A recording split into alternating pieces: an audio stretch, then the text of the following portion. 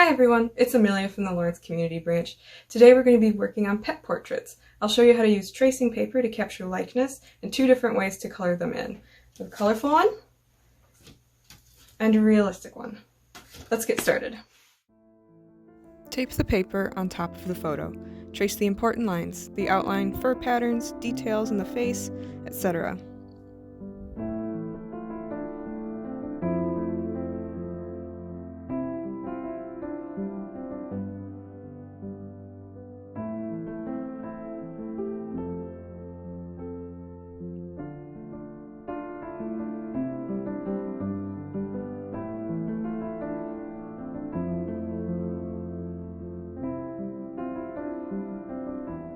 Remove the photo and flip the tracing paper over. Retrace the lines with a pencil, get a good amount of graphite on the back.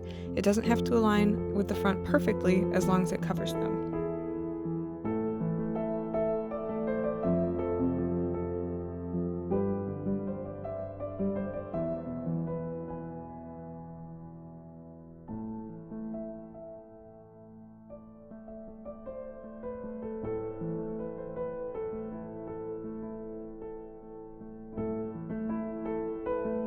Flip the paper back over and tape it to the watercolor paper. Trace over the lines, applying pressure. This will transfer the graphite onto your watercolor paper.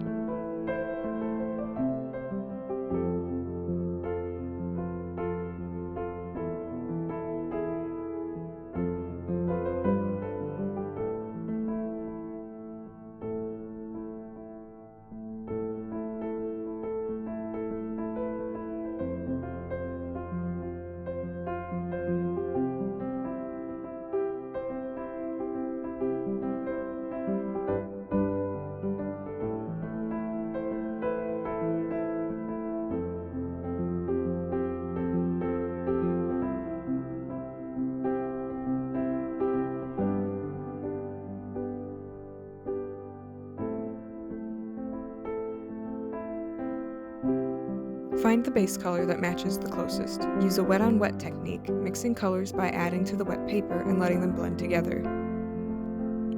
Pay attention to how colors look in the dark and light parts. For her main color, I'm using yellow ochre and adding brown to the darker parts. Add water to the paint for lighter colors.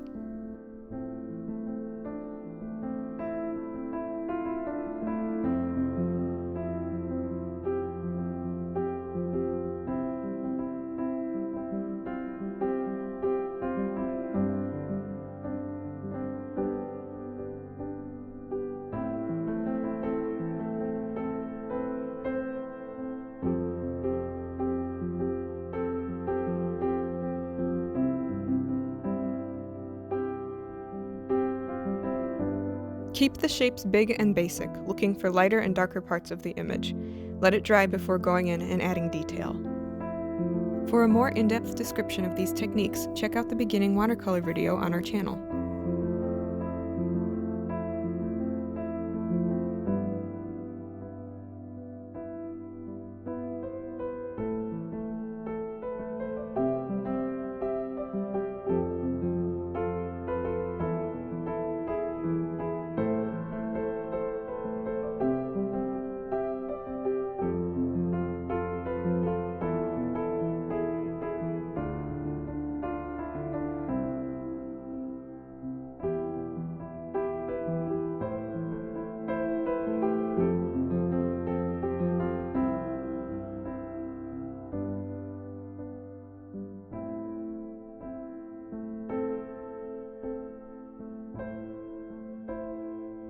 Tape down your painting. Use painter's tape or masking tape.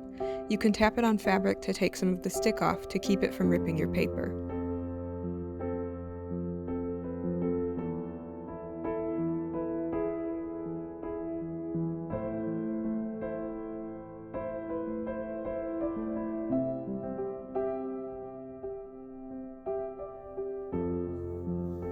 You will also need paints, 2 jars of water to clean your brushes, a rag or paper towel, pencil and eraser, paintbrushes, and your photo.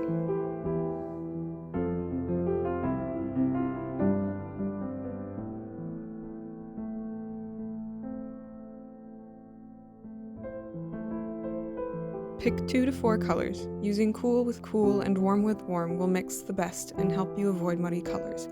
I'm using yellow, green, and blue to paint Penny and add some purple on later. Penny is black and tan, but I'm going to mix all of the colors on the paper, letting them bleed together as I switch between random colors. I'm keeping her black fur mostly blue and green, and making her tan fur yellow.